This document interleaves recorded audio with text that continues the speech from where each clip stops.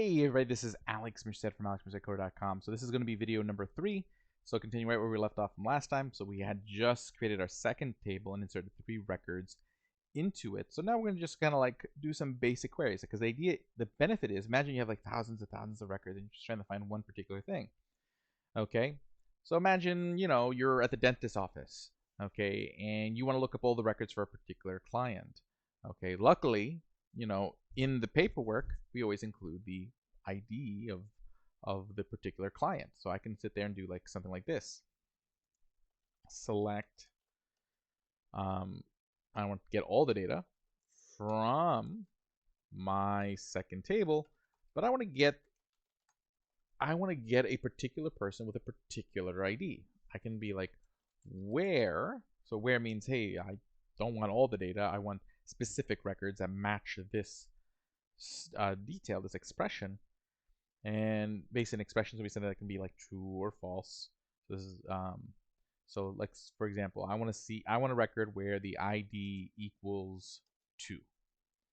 Okay, so get me all the fields. So give me name and ID for the person, any person whose ID is 2, which should only be 1, because again, ID is a primary field. So in that case, it should only be 1. And we get Bob. See, so we select Bob. So I can get subsets of records. Now, okay, close that up.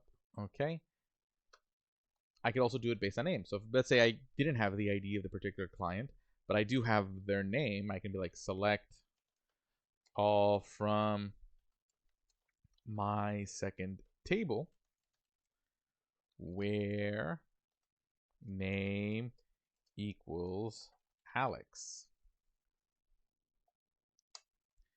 Okay, and that's going to be case sensitive. So notice, like, Alex has to match the weights in the database, Alex. Okay, but if I do this, see, again, I'm going to get the data on Alex. What if I'm not quite sure about the capitalization, or I'm not even quite sure about the spelling? So I might be able to do something like this. I can do like select all from my second table, and then I'll do I like. The I stands for insensitive, meaning case insensitive. You don't care about capitalization.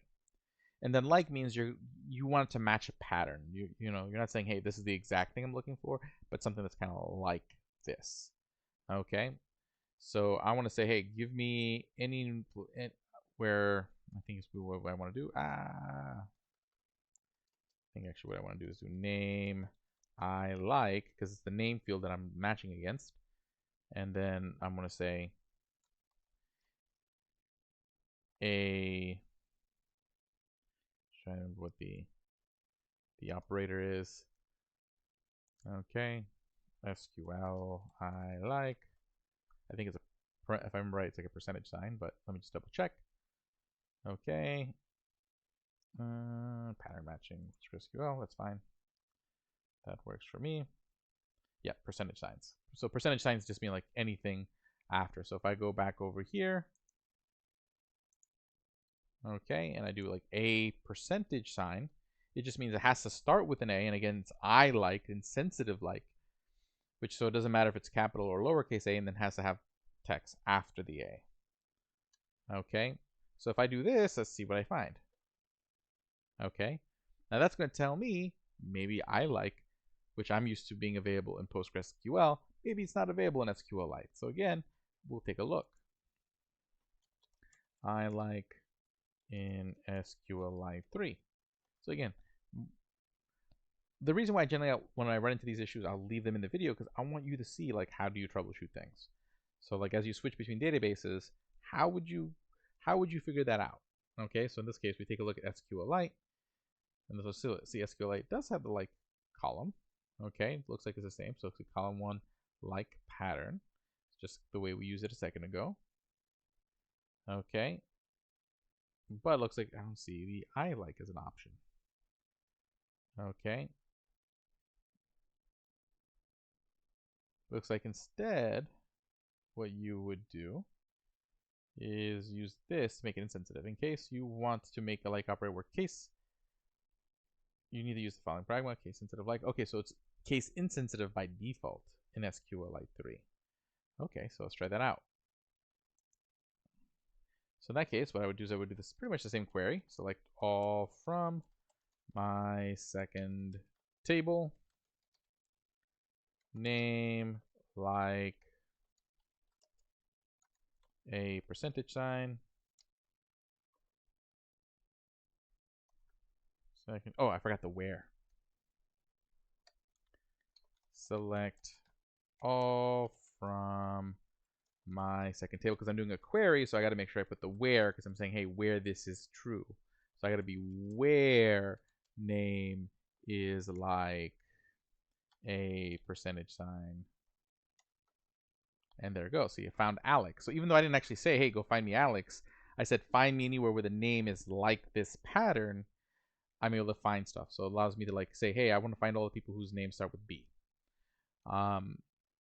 And do cool stuff like that. So like this is where sort of like, you know, SQL becomes pretty powerful because it allows us to kind of express these sort of questions in a very succinct way and find that data in our questions. Because oftentimes we would use them, do these kind of searches through just normal code with any programming language. The code's going to be a little bit more verbose, a little bit more wordy, a lot more curly brackets and commas. And if you're doing it in Excel, you're going to have to use formulas, and that's going to also sometimes be like a little bit more verbose or a little bit less clear than saying, hey, get me the things from this table that match this. And that's why people really love SQL, because it's such a way that it's so clear what you're expressing from the way you write these queries. It's very much easy to read and understand what you're trying to do. Okay, and think through what it is you want to try to say, and oftentimes, like, you know, just fixing things it doesn't take too hard. Okay, so let's leave it at that.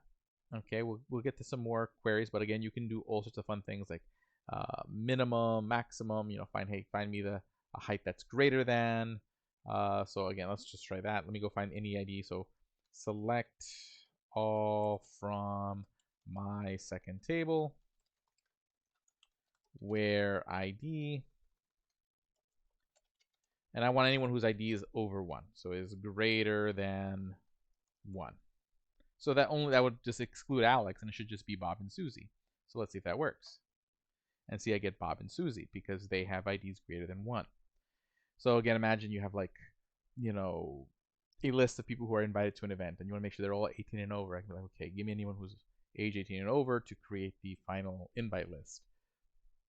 And things like that. So there's all sorts of really, again, the beauty of SQL is just the ability, the accessibility that it makes large, especially really large data sets. When you're talking about like having thousands, maybe hundreds of thousands of records, and you're trying to like grab data from all that, having SQL in your pocket, it's going to make your life a lot easier. Okay, and being able, and the cool thing is that again, it transfers between databases. I can go use a Postgres database, a MySQL database, and now with tools like, you know, like Apache Drill, you're able to really, and then also again, lots of other tools that really just allow you to use SQL anywhere, anytime. Okay, tools like Dremio that allow you to use SQL on a Mongo database, along with other tools. Okay, to analyze big, large data sets. So my name is Alex Merced from alexmercedcoder.com. Have a great day and enjoy.